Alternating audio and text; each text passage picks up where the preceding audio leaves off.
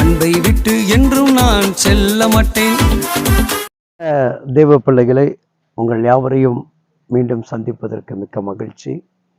தகப்பன் ஒவ்வொரு நாளும் நம்மை நடத்தி கொண்டிருக்கிறார். அவருடைய அன்பு மிகவும் பெரியது. அவரை நம்பும் பொழுது நம்முடைய வாழ்க்கையில் ஏதோ ஒரு அற்புதத்தை நடத்தி கொண்டு தான் இருக்கிறார். நம்முடைய காலங்கள் வெறுமையாக இருந்த நாட்கள் உண்டு, அன்புக்காக ஏங்கின காலங்கள் உண்டு, நம்மை நேசிப்பதற்கு யாருமே இல்லை என்கின்ற வேதனை நிறைந்த காலங்கள் உண்டு, தனிமைகள் நம்மை ரொம்ப போட்டு வாட்டின நாட்கள் உண்டு. என்னதான் செய்து கொள்ளலாம் என்று சொல்லி நம்ம இருதயம் ரொம்ப நொறுக்கப்படுகிற நேரத்தில் எங்கேயோ இருந்த ஒரு வார்த்தை, என் மகனே, என் மகளே, நான் உன்னுடைய தேவன் என்கின்ற ஒரு சத்தம். யார் மூலமாக? அது ஒரு ட்ராக்ஸ் மூலமாக, இல்லை டிவியுடைய செய்தி மூலமாக, இல்லை வாட்ஸ்அப்பின் செய்தி மூலமாக, ஏதோ ஒரு செய்தி நம் பாரப்பட்ட அந்த நேரத்தில் நம்மை நோக்கி வந்திருக்கலாம். அப்படி வந்த பிறகு இந்த கிறிஸ்துவை நீங்கள் பற்றி கொண்ட பிறகு அவருக்கு நீங்கள் எப்படி இருக்கிறீங்க? ஏன்னா நம்ம நெருக்கப்படும் பொழுது நம்மை தூக்கி எடுத்துட்ட பிறகு நம்ம அந்த விடுதலை கொடுத்த அந்த அன்பு தகப்பனுக்கு நாம் எந்த அளவுக்கு பிரியமாக இருந்து அவரை பிரியப்படுத்தி கொண்டிருக்கிறோம் என்று சொல்லி தான் நாம் பார்க்க வேண்டும். யோவான் சுவிசேஷகம் 14ஆம் அதிகாரம் 15வது வசனம் சொல்லுகிறது, நீங்கள் என்னிடத்தில் அன்பாக இருந்தால் என் கற்பனைகளை கைக்கொள்வீர்கள். நீங்கள் என்னிடத்தில் அன்பாக இருந்தால், அப்போ கவனிங்க, அப்போ ஆண்டவர்கிட்ட அன்பா இருந்தால் தான் நமக்காக இந்த வேதத்தையே புரிந்து கொள்ள முடியும், இந்த வசனத்தையே அறிந்து கொள்ள முடியும், இந்த வசனத்துடைய சார அம்சம் நமக்கு புரியும். நம்ம ஏசப்பா நான் உங்ககிட்ட அன்பா இருக்கிறேன்னு சொல்லிட்டு உன் பக்கத்தில் இருக்கிறவன் வீட்டுக்காரர் சண்டை போடுறதும், உன் மனைவியிட்ட சண்டை போடுறதும், உன் பிள்ளையை சண்டை போடுறதும், உன் மாமனார் மாமியாரை ஒதுக்குறதும் நிறைய வேதனைகள். இன்னைக்கு நிறைய பிள்ளைங்க என்ன பண்ணுறீங்க? மனைவி பேச்சை கேட்டு என்ன பண்ணுறீங்க? குழந்தை முகத்தை கூட பெரியவங்களுக்கு காட்ட மாட்டீங்க.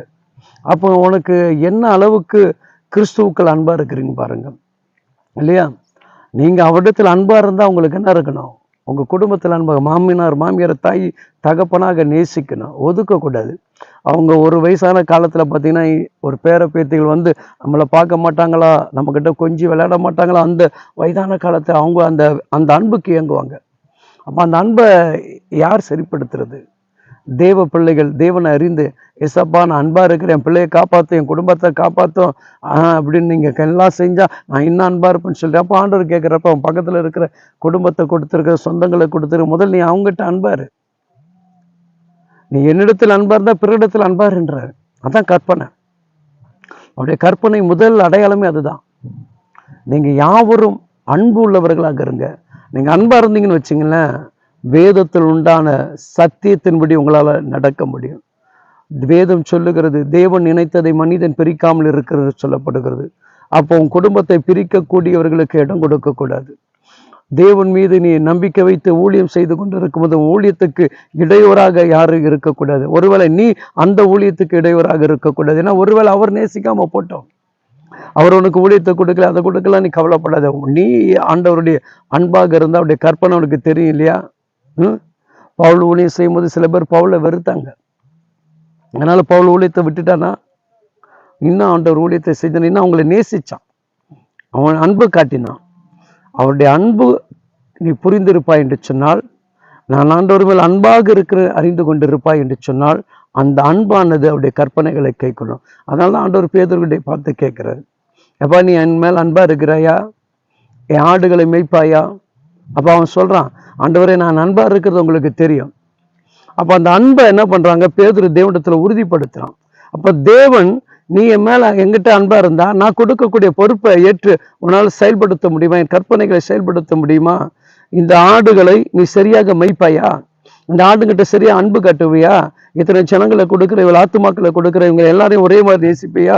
இவங்க கிட்ட ஒரு அன்பு, அவங்ககிட்ட ஒரு அன்பு, இவங்ககிட்ட ஒரு அன்பு, வேற்றுமை இல்லாமல் எல்லாரையும் ஒரே அன்பாக நீ நேசிப்பாயா? அந்த அன்பு உங்ககிட்ட இருக்கான்னு கேட்கிறார். அப்போ தேவ பிள்ளைகள் தேவனுடைய கற்பனைகளை கை கொண்டு இருக்கிறவர்கள் ஆண்டவர்கிட்ட அன்பா இருப்பீங்கன்னு சொன்னீங்கன்னா அவருடைய நியாய பிரமாணங்கள், அவருடைய கற்பனைகளை சரியாக நீங்க கை கொள்வீங்க. ஒருத்தருக்கிட்ட நீங்க என்ன பண்ண மாட்டீங்க? விதண்டவாதம், எதிர்த்து பேசுறது, பொறாமை, எரிச்சல், கோபங்கள், பக்கத்துல முகத்தை அப்படி சிரிச்சுக்கிட்டு போடுறது, இதெல்லாம் கிறிஸ்துடைய அன்புக்கு உண்டான அடையாளம் அல்ல. இயேசுவை நேசிக்கிற நம்ம கன்னத்தில் அரைஞ்சாலும் அணைக்க சொன்னார். சபைக்குள்ள நம்ம வரும்போது என்ன பண்றோம், ஆகலைன்னு சொல்லிட்டு அவங்கள ஒதுக்கிடுறோம். அவங்கள ஒதுக்குறது மாத்திரம் அவங்களோட நம்ம குடும்பத்தையே சேர்க்க விட மாட்டோம்.